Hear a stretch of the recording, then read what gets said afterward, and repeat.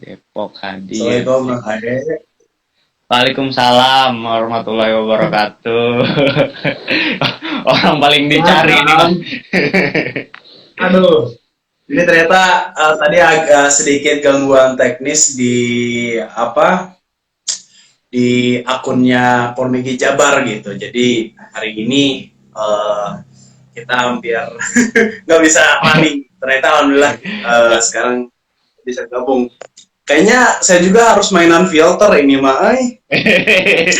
Biar muka saya putihan dikit. Mhm. Jadi Sehat Pak Aris. ini terlalu alay. Awas jangan ada yang telinganya di atas ya.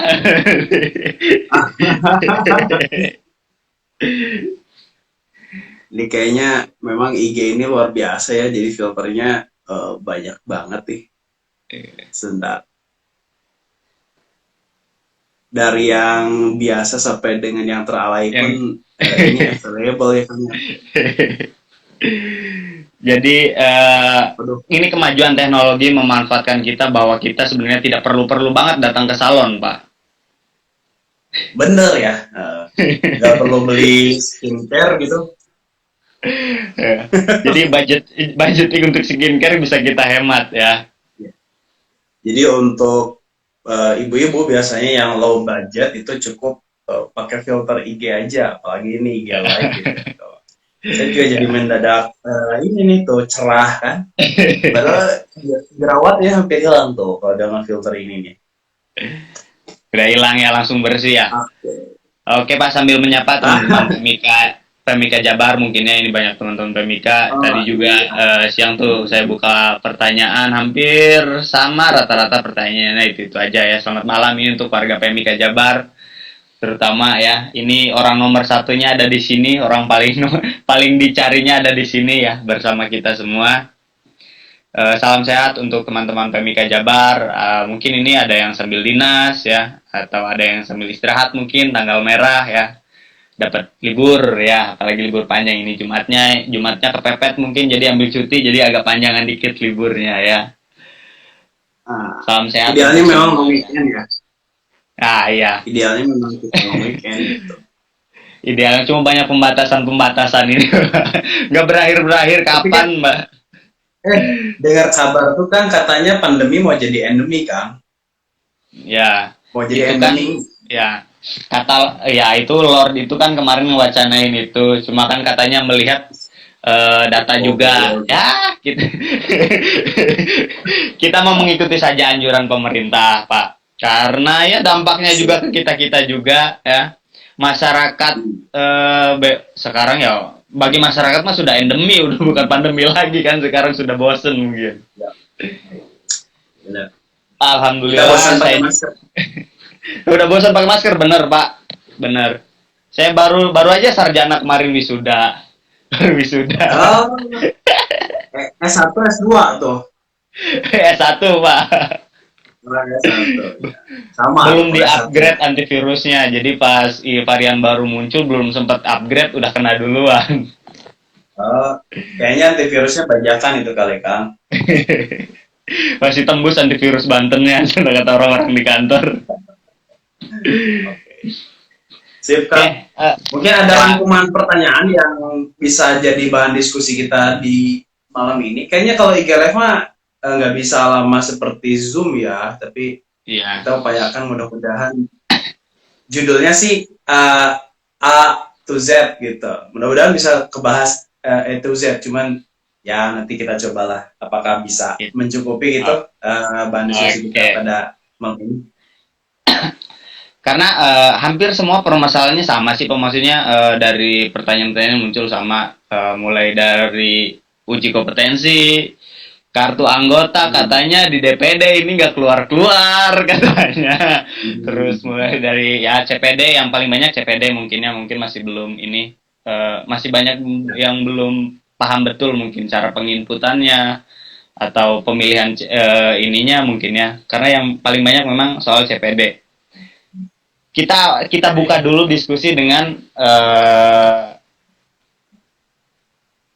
sebentar. Kita buka dengan pendidikan deh.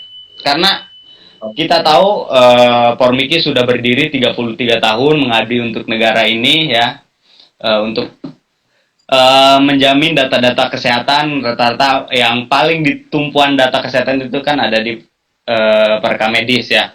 Ya mungkin data-data COVID juga sekarang tumpuannya ada di pereka medis gitu. Menilik sejarah itu sudah 33 tahun. Kita tahu bahwa pendidikan PMIK sekarang banyak vokasinya Pak, daripada lebih banyak D3-nya, karena kan jarang juga universitas-universitas yang menyelenggarakan S1 nih gitu. Apalagi S2-nya kalau belum ya, mungkin masih menjadi kajian mungkin ya. Atau sudah saya belum perbedaannya gimana nih Pak untuk kedepannya? Maksudnya ini sudah 2022, kita sudah melewati masa revolusi industri 4.0, harusnya bukan vokasi lagi, kita kan udah menggunakan AI ya. Gimana ini? Apakah kita masih bertahan di D3 atau lanjut ke S1, atau ya karena kalau di profesi saya gitu, maksudnya untuk D3 memang vokasi. Vokasi itu kan bergelut dengan praktek langsung, tapi kan pekerjaan rekam medis itu ya kayaknya itu stuck di dokumen-dokumen itu gitu. Jadi apakah perlu nih kita geser ke S1, sedangkan kan ini job desk-nya hampir sama-sama aja, D3 S1 hampir sama-sama aja gitu Pak. Seperti apa Pak proses pendidikan rekam medis yang sekarang ini ya, terutama ya? Siap. Oke, baik Kang. Terima kasih nih. Ini pertanyaan yang sangat menarik dan nampaknya juga perlu dibahas ya. Tadi soal D3, D4, S1, S2. Sebetulnya kita tuh sudah punya Permenkes 55 tahun 2013 Kang, tentang penyelenggaraan pekerjaan preka medis. Nah, apakah di sana sudah ada jenjang yang dibagi? Sudah ada di sana. Jadi kalau bicara standar profesi atau bicara yang namanya standar lulusan lah, itu masuk ke dalam kualifikasi pendidikan. Kualifikasi pendidikan nanti teman-teman atau akan bisa lihat di pasal 3. Di sana ada istilah standar kelulusan rekam medis itu dari mulai apa sih? Apakah SMA ataukah D1, D2, D3. Nah, ternyata di situ disebut poin pertamanya di pasal 3-nya adalah D3. Jenjang terendah itu adalah D3. Nah, sedangkan lanjutannya bagaimana kalau D3? Nah, karena D3 ini pendidikan vokasi, maka lanjutannya adalah pendidikan vokasi lagi, namanya D4 gitu. D4 rekam medis dan informasi kesehatan. Nah, terus ada nggak S2-nya? S2-nya ada. S2-nya memang jenjangnya sampai magister sih. Memang di bagian bagian ke-1 tentang kualifikasi pendidikan itu memang kita baru sampai magister. Kenapa kok masih magister? Doktoralnya juga belum ada kan? Jadi yang lulusan rekam yang mulainya siapa ya? Yang lulusan rekam medis yang mau ngajar S2-nya kan harus doktoral gitu. Sedangkan jangankan doktoral, kita yang punya stok S2-nya saja masih minim. Terus terang kampus rekam medis itu cukup banyak di Indonesia, sedangkan kebutuhan tenaga pengajarnya masih minim. Bahkan kadang satu dosen ini bisa menjadi dosen terbang, dosen tidak tetap, dosen luar biasa gitu. Kadang mengajar di beberapa tempat. Karena apa? Karena memang sumber dayanya masih minim, terutama yang S2 ya. Kalau yang S1 atau mungkin yang D4 itu memang stoknya sudah banyak. Tapi ini juga perlu urusan juga kan. Kadang kita itu sensitif dengan suatu regulasi tentang D3 atau D4 gitu. Sebetulnya yang mana sih yang disebut D4 rekam medis, ini juga perlu diselaraskan, karena bicara soal lulusan itu juga aturan yang bermain adalah aturan tidak hanya Permenkes tapi Permendikbud. Jadi Permendikbud yang menjadi tumpuan satu institusi pendidikan itu menjadi dasar bahwa dia dasar aturan, terutama nanti pada saat meluluskannya itu sudah sesuai belum dengan aturan Permendikbud begitu. Seperti contohnya uji kompetensi nasional. Nah, uji kompetensi nasional itu apakah itu kewajiban dari organisasi profesi atau dari pemerintah kan.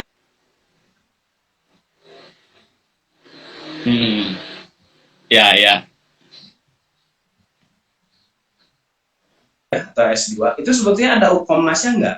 Sebetulnya karena sekarang kita bicaranya regulasi yang berlaku, maka kita juga harus melihat istilah yang terbaru yaitu exit exam. Apa itu exit exam? Jadi pada saat mau exit dari kampus gitu ya, harus exam gitulah sederhananya gitu. Nah, ternyata exit exam ini cukup menarik karena diatur di Permen Ristek Dikti nomor 12. Tolong koreksi nanti kalau saya salah ya. Permen Ristek Dikti nomor 12 tahun 2016. Permendikbud yang nantinya itu diganti oleh Permendikbud nomor 2 tahun 2020. Jadi keharusan kita lulusan khususnya yang mulai tahun 2018 ya. Kalau rekam medis itu sudah ditentukan kan. Bulan November 2018 itu harus sudah punya sertifikat kompetensi kalau mau disebut lulus. Jadi exit exam ini memang ngeri-ngeri sedap. Ya mungkin sama dengan perawat dulu gitu ya. Cuman untuk profesi rekam medis ini baru-baru ini karena aturannya juga keluarnya 2018 gitu ya untuk aturan regulasi keharusan mengikuti uji kompetensi. Nah jadi ini juga menjawab pertanyaan kemana sih saya harus uji kompetensi gitu kan? Ya karena judulnya tadi exit exam, berarti pengeluar yang mengeluarkan hasil atau mendaftarnya kemana, ya ke kampus berarti. Jadi kadang ini kan yang suka keliru, banyak teman-teman di luar sana mendapatkan informasi yang kurang jelas gitu. Tiba-tiba, saya pengen ikut uji kompetensi, hubungi Pormiki gitu loh. Pormiki itu bukan penyelenggara uji kompetensi, bukan TUK, bukan. Tapi justru aturan Permendikbud lah yang mengharuskan kita harus uji kompetensi sehingga nanti menjadi syarat untuk bisa dapat sertifikat kompetensi. Nah, sertifikat kompetensi ini baru nanti menjadi dasar untuk pembuatan STR gitu kan. Jadi kadang banyak kabar-kabar yang simpang siur gitu ya. Oh, kalau mau ikut uji kom atau mau bikin STR hubungi saja Pormiki gitu. Jadi sepaket tuh. Mau bikin STR, mau Ukomnas, mau Ukomnas nggak lulus gitu ya, semuanya ke Pormiki. Padahal yang menyelenggarakan kan via kampus gitu, karena yang mendapatkannya via kampus. Ya, via kampus. Jadi ini yang kadang masih harus dijawab juga. Mudah-mudahan nanti ini di save saja ya Kang, yang jadi arsip di IG TV-nya kali ya. Nanti biar bisa dilihat lagi bahwa ini penting adanya. Jadi khawatir beberapa penanya ini, saya Komnas ini kemana gitu ya? Oh, hubungi saja Pormiki. Oh ini sangat-sangat berbahaya. Nah nyambung dengan yang tadi pendidikan. Pendidikan ini sendiri memang sekarang requirement-nya adalah baru D3. Walaupun sebetulnya sudah dibuka untuk jenjang aplikasi D4. Nah D4-nya juga, hati-hati nih Kang. D4-nya itu sesuai dengan aturan regulasi yang berlaku Permenkes 55 tadi. Jadi harus rekam medis dan informasi kesehatan. Atau kemarin sempat kita Pormiki membuat berita acara kesepakatan dengan Aptirmiki ya, Asosiasi Perguruan Tinggi Rekam Medis dan Informasi Kesehatan Indonesia, bahwa namanya jadi D4 MIK gitu. Lulusannya jadi sarjana terapan MIK gitu, sarjana terapan rekam medis dan informasi kesehatan. Nah, jadi kalau di luar itu berarti artinya bukan disebut linearisasi dari D3 rekam medis kan. Jadi kalau seandainya ada yang D3 lanjut ke D4, tapi D4-nya misalnya teknik mesin rekam medis, misalnya gitulah ya. Teknik mesin tapi rekam medis. Ada rekam medis kan betul, tapi bukan masalah rekam medis ya, atau teknik informatika konsentrasi rekam medis itu bukan. Jadi harus disebutkan manajemen informasi kesehatan. Karena di PDDikti, di Pangkalan Data Pendidikan Tinggi itu kode prodi itu sudah terdaftar kan. Jadi untuk D3 rekam medis, lanjutannya adalah ke D4 MIK judulnya, bukan D4 yang lain-lain ya, D4 MIK sesuai dengan regulasi yang berlaku. Nah, untuk jenjang Ukomnas D4 MIK pun itu daftarnya kemana? ke situs Kampus. Kemdikbud. Oh, Ya, langsung ke situs Mendikbud. Kemdikbud, bukan situs Formiki kan deh ya. Ini juga hati-hati, ini kadang kita harus dulu dan Nyari di Digisekre ya Pak nanti. apalagi di sekre lagi, wah bahaya banget lah ya. Intinya nanti untuk registrasi online uji kompetensi nasional tenaga kesehatan itu lewat alamatnya uknakes.kemdikbud.go.id. Nanti tinggal searching aja lah registrasi online Ukomnas Nakes gitu. Nanti pasti langsung diarahkan ke sana. Mau di situ perawat, ada bidan, terapi gigi, tenaga medis juga ada. Di situ ada D3, ada D4 pilihannya. Nah, jadi daftarnya kemana? Bukan ke Formiki, tapi ke sana, Kemdikbud. Tapi nanti Kemdikbud ini akan berhubungan dengan admin kampus. Jadi ketika, aduh nama saya belum terdaftar atau nama saya tidak terbawa di uji kompetensi tersebut, hubungi kampusnya sendiri gitu. Jadi hubungi masing-masing. Artinya jangan kemana-mana gitu ya, karena Anda belum dapat sertifikat kompetensi, artinya belum sah menjadi PMIK gitu. Ya nanyanya ke kampus dulu. Tapi kalau saya nanti, Pak, saya ingin bekerja, saya butuh rekomendasi. Nah, itu baru nanti ke Formiki nanya. Itu lebih cocok gitu. Gitu kan. Jadi kalau bicara pendidikan sih udah ada sebetulnya dari Permenkes 55 kita tuh sampai magister terapan. Tapi untuk sekolah S2-nya belum ada. Baru sampai jenjang D4. Mudah-mudahan nih nanti teman-teman PMIK yang sudah lulus S1 atau D4 gitu ya, lanjut lagi S2. Jadi nanti jadi tenaga dosen gitu, jadi tenaga pengajar, membantu menelurkan generasi RMIK selanjutnya gitu. Saya juga kan nanti lama-lama pensiun nih Kang ya. Sekarang mungkin harus ada regenerasi ya Pak ya. Jadi iyalah, regenerasi lah itu penting. Jadi nanti saya tunggu, bahkan sudah banyak yang menyusul saya sekolah S2. Ada juga yang sudah mau lanjut S3. Dengar kabar juga ketua umum kita juga sudah ngambil S3 tuh Kang. Jadi sepertinya akan mengambil doktoral. Nantinya ada, mudah-mudahan segera terbit tuh magister terapan untuk rekam medis gitu lah. Mudah-mudahan kan untuk pertanyaan yang tadi itu. Ya, cikalnya udah ada ya. Jadi poin pentingnya tadi ingat, kalau mau daftar Ukom itu jangan ngejar-ngejar organisasi profesi, karena peranan organisasi profesi itu nggak di situ tempatnya. Jadi kalau belum Ukom, maksudnya belum lulus Ukom, ya berarti Anda belum sepenuhnya sah menjadi PMIK ya. Berarti harus balik dulu ke kampus, tanyain dulu ke kampus. Nah, mungkin Formiki di sini hanya menjembatani atau menginfokan saja bahwa alurnya seperti ini. Ya, kalau untuk daftarnya nggak bisa tuh langsung ke Formiki ya. Jadi ingat, langsung aja ke kampusnya, tanyain ya di situ di kampusnya. Kan biasanya sudah ada jadwal-jadwalnya untuk uji kompetensi ya, karena kan apalagi banyak juga biasanya yang sampai teman-teman saya Pak, ada yang sampai 5 kali 6 kali masih belum beruntung mungkin ya. Belum beruntung karena memang berat kan, exit exam itu berat. Jadi dia harus lulus kampusnya 60%, jadi ada proporsi 60-40. Jadi Ukomnas itu hanya 40%. Jadi misalnya contoh, saya sudah lulus nih di kampus, IPK-nya udah kumlot misalnya, itu baru 60% kan. Sisanya nanti ditempuh melalui Ukomnas 40%-nya. Jadi belum lulus murni atau lulus komprehensif gitu. Intinya mah masih 40% lagi. Belum sah. Ya. Itu tadi ya, ingat yang kalau mau Ukom dikejar-kejarnya. Tapi Pak, D3 ini untuk di 2022 sekarang masih better nggak? Maksudnya masih kita untuk melanjutkan kuliah ke D3 masih prospeknya masih gimana nih, atau bursa lapangan kerja membutuhkan D4-nya, atau masih D3 ini masih cukup lumayan, masih bisa dipertimbangkan lah gitu, masih cukup mudah untuk menerima untuk masuk ke lowongan kerja di rumah sakit atau di klinik gitu ya. Masih bisa nggak nih, atau kayaknya kalau di perawat kan di saya ya, di perawat kayaknya masih banyak yang vokasi, tapi sekarang rumah sakit karena harus ngikutin KARS ya, Komisi Akreditasi Rumah Sakit, untuk akreditasi rumah sakit udah ngerjarnya adalah yang nurse gitu. D3 sekarang udah dianjurkan ke D4 atau S1 kita ada profesinya ya. Kalau di Formiki seperti apa nih? Atau masih better nggak nih D3 nih gitu?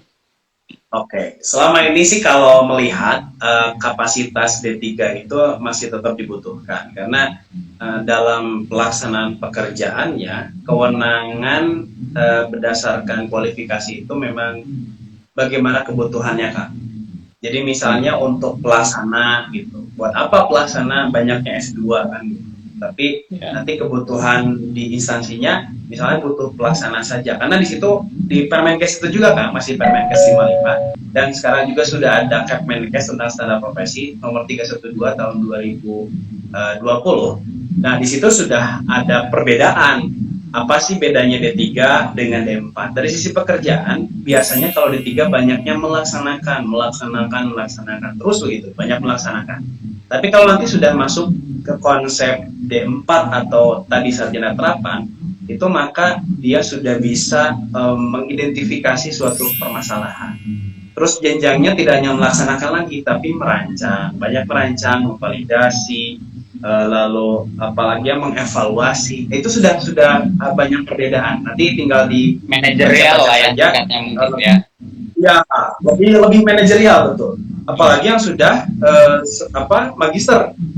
Kalau sudah magister, maka dia itu sudah mulai harus bisa mengembangkan sistem. Contohnya sekarang sudah eranya elektronik, rekam medis elektronik. Nah, yang D3 mungkin levelnya seperti operator gitulah. Nah, tapi kalau saya sudah D4, dia harus sudah mulai bisa mengonsep nih, merancang apa sih yang dibutuhkan di dalam formulir yang terdapat di rekam medis elektronik gitu. Nah, nanti untuk yang sarjana magister terapannya itu lebih lagi. Dia harus bisa mengembangkan misalnya ke arah elektronik rekam kesehatan elektronik, bukan lagi RME tapi sudah skupnya sudah besar, bahkan jadi sistem informasi kesehatan secara nasional. Betul. Jadi lebih jenjangnya lebih ada lagi. Nah, itu nanti bisa dibaca di pasal berapa ya? 13 lah kalau nggak salah. Pasal 13 Permenkes 55 tahun 2013. Jadi memang kekurangan kita kan, profesi kita memang kurang baca saja. Padahal sudah tertuang di sana gitu. Ini saya ngapain aja sih gitu. Banyak juga yang ngeluh kan di saya itu. Pak Aris, di saya itu ternyata pekerjaan diambil sama profesi lain. Kok bisa? Yang dulu sering dipeributkan ya, coding misalnya. Coding kok sama profesi yang lain gitu. Padahal itu kan punya kita. Nah, saya tuh sulit menyampaikan bahwa itu punya kita. Sudah ada di situ padahal. Di Permenkes tadi sudah ada, di Kepmenkes 312 juga sudah ada. Jadi memang kita butuh PR-nya dari kita juga sih. PR-nya dari kita juga bahwa kalau ingin berdiplomasi maka kita harus by data, kita juga harus punya literatur yang baik gitu kan. Maka nanti insya Allah ketika berargumen tuh ada tanda kutip alat perangnya gitu lah ya. Jadi nggak hanya sekedar ngasal kata si Anu, kata ketua Anu, kata Pak Aris, kamu kata Pak Aris deh. Jadi jual-jual saya dari kadangnya kalau ketua provinsi ya. Padahal lagu lama itu, padahal saya juga dari regulasi sebetulnya bicaranya gitu, nggak yang lain. Nah itu kan sebetulnya yang tadi. Insya Allah masih laku kalau ada 3, tapi sedapat mungkin kalau memang pengen perubahan, saya sering sih menyampaikan di beberapa seminar atau webinar gitu ya. Ketika ingin disebut profesional, maka profesional itu ada 2. Continuing professional development itu ada 2 kan. Jadi continuing profesionalnya itu sendiri, yaitu misalkan tetap update ilmu, ikut webinar, ikut diklat. Satu lagi continuing education. Jadi kita tuh kalau sudah continuing education atau melanjutkan jenjangnya, itu jenjang karir itu biasanya meningkatkan kapasitas juga ke kitanya. Jadi itu saran saya sih memang tidak hanya berhenti di D3, tapi lanjutkanlah kalau bisa gitu ya, jenjangnya tambah lagi. Insya Allah secara moral tuh menaikkan gengsi lah kalau seandainya D3 beda dengan S1 dengan S2 gitu ya. Secara moral tuh ada bedanya gitu. Dia orang tuh dia ngeliat gitu ya, walaupun nggak tahu ya kapasitas seperti apa, tapi setidaknya gitu kita sudah punya niat untuk mengembangkan karir kan gitu ya, untuk mengembangkan dirinya sudah ada melalui 2 tahap tadi, continuing profesional dengan continuing education gitu kan. Oke. Ya. Jadi kalau kayak satu kita punya value lebih kan ya, jadi kita punya apa yang kita jual dan apa yang kita tawarkan, otomatis fee atau gaji yang ditawarkan untuk kita nggak mungkin disamakan juga dengan D3 gitu kan ya. Nah, itu kan salah satunya ya. Itu keniscayaan ya sebetulnya kalau naik jenjang ya makasih, nggak naik yang lain-lain gitu ya. Iya. Masa nambah value nggak naik juga gitu ya Pak ya. Ini kan juga apalagi yang D4 langsung S2 ya, beres S2 ini kan kita bareng-bareng mengembangkan profesi ini ya, maksudnya kalau nggak ada generasi selanjutnya ini kan tentu Pak Aris, Pak Teddy ini kan akan beregenerasi ini. Sudah mungkin sudah di akademik, sudah mengajar, sudah. Ini yang diajar-ajarnya yuk sekolah lagi, yuk kuliah lagi, bareng-bareng mengembangkan profesi ini gitu kan ya. Supaya ada nih kampus S2-nya ada, semua udah ada programnya, sudah ada jurusannya ya, kita tinggal masuk gitu. Jadi minimal kita tuh jadi pencetusnya lah gitu, yuk kuliah lagi, yuk sekolah lagi gitu. Sebenarnya saya ngomong sekolah saya juga malu juga, saya nggak sekolah. Kayak tahun dan kayak mah alasan orang gak lanjut sekolah tuh macam-macam Kang. Biasanya bentrok gitu. Bentrok dengan kesibukan gitu kan. Bentrok dengan dana dan bentrok dengan malas, biasanya sih gitu. Ya bentrokannya saya ketiga kayaknya Pak. Gak ada itu mah canda ya. Maksudnya silakan aja lah. Hal-hal yang berbentrokan tadi mudah-mudahan bisa lepas, bisa pecah. Ya. Mudah-mudahan ya. Insya Allah doain Pak. Doain Pak. Ya juga pengen nggak tahu. Mudah-mudahan tahun ini bisa pengen belajar lagi lah gitu. Nggak tahu saya basic ilmu saya kalau sarjana ijazah D3 keperawatan kayaknya saya udah masuk ini di telinga coding ya sih. Karena sudah sangat akrab dengan rekam medis jadi udah kerasuk di otak kayaknya ini ijazah doang saya keperawatan. Tapi Kang, sebetulnya nggak salah juga kalau memang mau alih profesi. Sekarang itu sudah musimnya alih profesi loh. Ya. Nggak disalahkan juga kok kalau alih profesi. Misalnya, aduh banyak dijajalin. Bahkan ini informasi juga nih pemirsa ya. Kang Hayam ini hafal Mars Formiki loh. Jadi biasa kayaknya rekam medisnya udah menyatu gitu ya, sudah senyawa. Gitu. Selain Mas Rindo, selain Mas Rindo yang apa? Mas Formiki. Itu ya. Karena dipinjemin terus-terusan.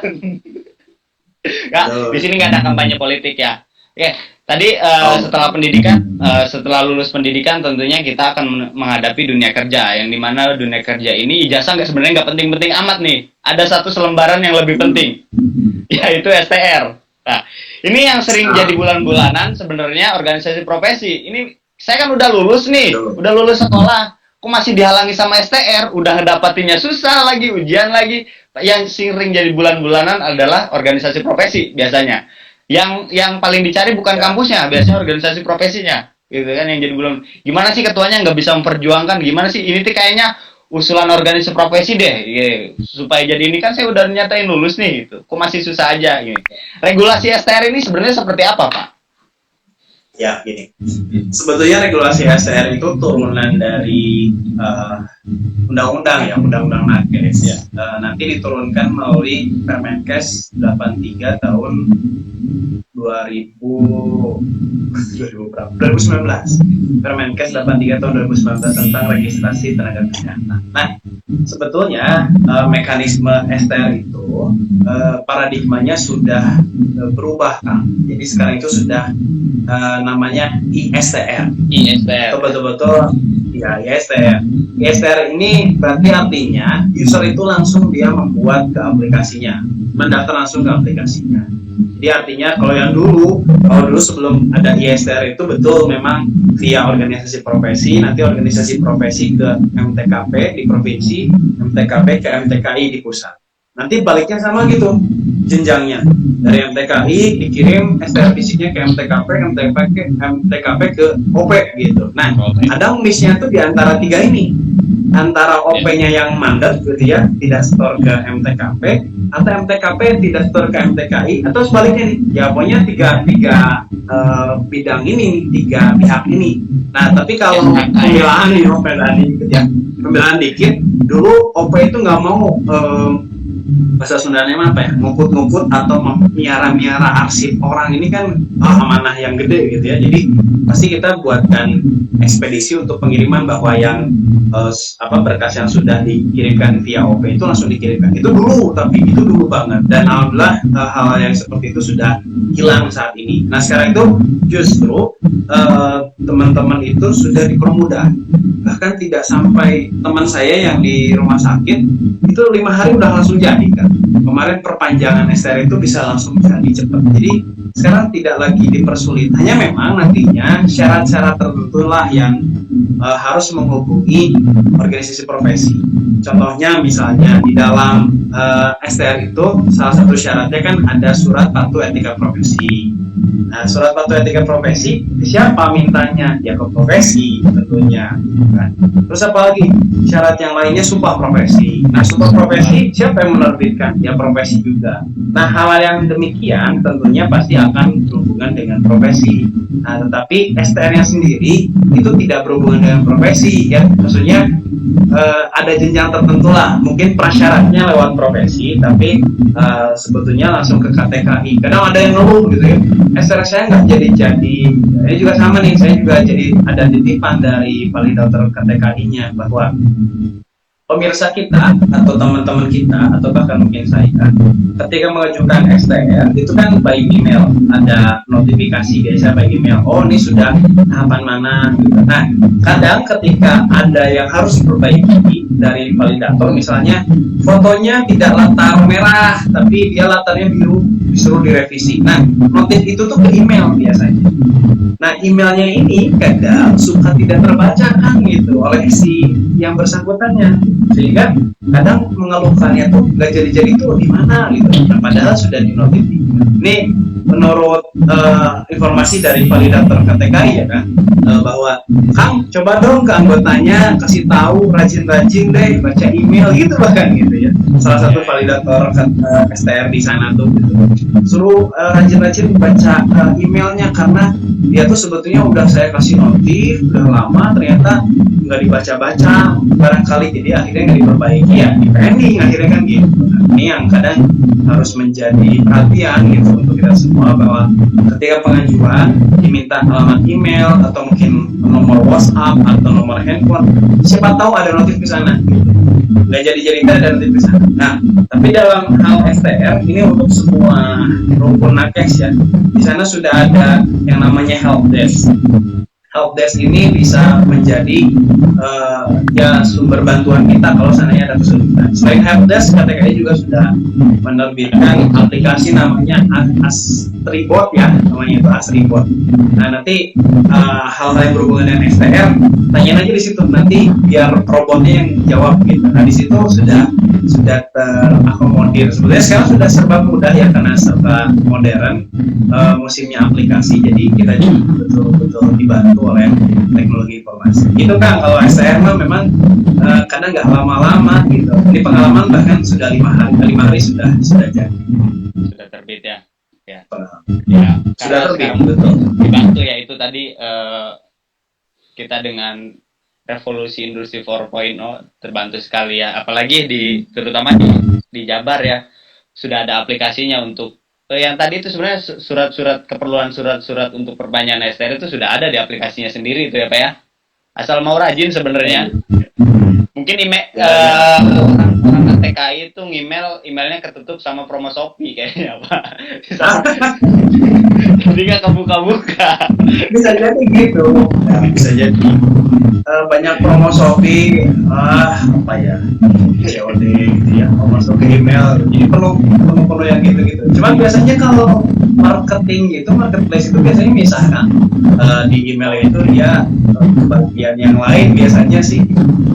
Saya nggak tahu ya, biasanya notif bank gitu tutupnya yang, atau ya bisa jadi tagihan masuk situ juga. Jadi ditutup semuanya deh. Ya rajin-rajin sih kalau berhubungan sama KTKI atau apapun ada di email.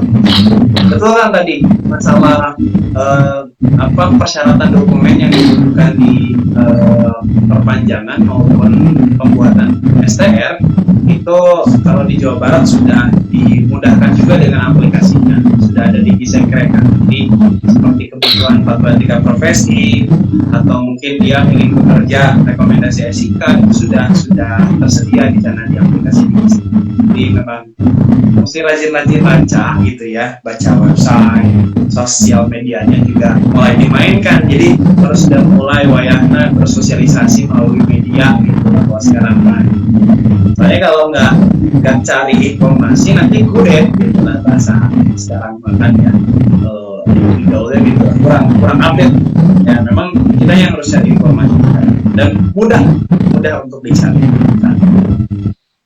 Gitu kan. Jadi sudah dimudahkan ya, apalagi sekarang ISTR pembuatannya juga nggak 14 maksimal 14 hari kerja atau berapa gitu ya? Maksimal 14 hari kerja. 14 hari kerja. Betul. Ya. Lebih dimudahkan lagi, apalagi itu udah online, terus ada di itunya ada chatbotnya juga, kita tinggal tanya di helpdesk sebenarnya sudah ada. Kalau pas ISTR ini kan ada beberapa rumah biasanya minta legalisirannya, Pak. Itu kalau ISTR ini legalisirannya gimana nih, Pak? Ini kan soalnya langsung kalau kita bisa minta ke MTKP nih, datang ke MTKP dikasih 10 legalisiran biasanya kayak gitu. Kalau yang ISTR ini kayak gimana untuk minta legalisirannya? Ya, betul. Mekanismenya sama Kak. Jadi kalau untuk legalisir itu ya dulu ya terutama terbitan lama itu masih melalui MTKP. Bisa menghubungi nanti dinas provinsi masing-masing. Kalau Jawa Barat ke Jalan Pasteur gitu. Itu harus sama online. Jadi ada pengisian lagi gitu ya untuk melegalisasi. Nah, nanti kita mengisi suatu form ya bisa diambil ke sana. Nah, tapi yang sekarang mekanismenya untuk yang ISTR yang baru yang sudah terbitnya QR code itu bahkan tidak perlu legalisasi kan kalau di sananya informasi menurut edaran KTKI-nya. Nanti tinggal dibaca tuh di situs ktki.ms.go.id. Jadi untuk proses legalisasi yang STR yang terbaru ya yang masa ini gitu itu tidak diperlukan lagi legalisir karena QR code yang sekarang itu sudah menggunakan tanda tangan elektronik yang bisa dipertanggungjawabkan bahwa ini asli begitu. Nah, ketika ada perubahan atau ada pemalsuan itu bisa kelihatan, bisa terdeteksi. Nah, tetapi untuk yang lalu-lalu itu ada dua memang mekanismenya. Nanti bisa meminta legalisir kan melalui KTKI, nanti juga bisa yang melalui MTKP.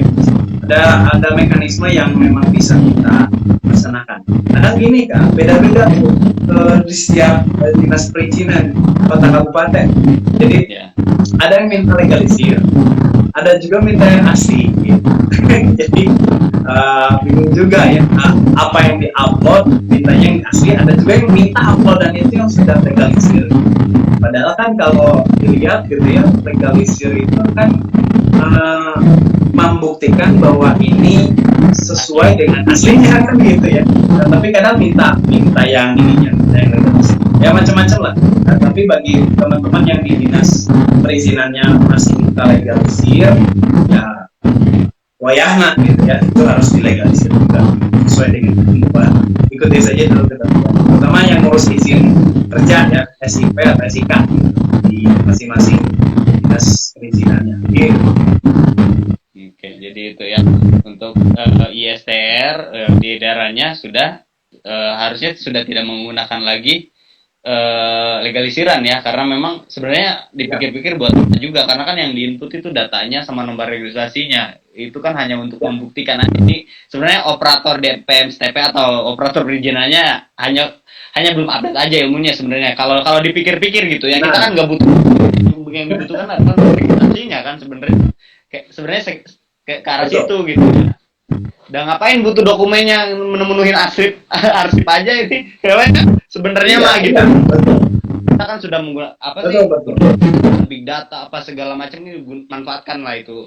Kita pakai IKTP aja judulnya aja doang IKTP ya, tapi masih aja di fotokopi ya. Iya, nah itu ya contohnya gitu-gitulah. Jadi IKTP itu kan sekarang sudah ada KTP reader, IKTP reader. Jadi kalau mau rumah sakit menyediakan mesin readernya, karena sudah ada magnetiknya di dalamnya, jadi sudah bisa membaca data, nggak perlu difotokopi. Cuman ya nggak tahu lah, mungkin masih ada yang seperti itu ya, nggak apa-apa lah, mungkin masa transisi kan. Dan juga sulit untuk apa ya, menghindari manualisasi sih saat ini ya, judulnya juga transisi dari manual ke elektronik juga. Nanti rekam medis juga sama tuh nasibnya, sedang transisi sekarang, kebanyakan transisi dari manual ke elektronik itulah.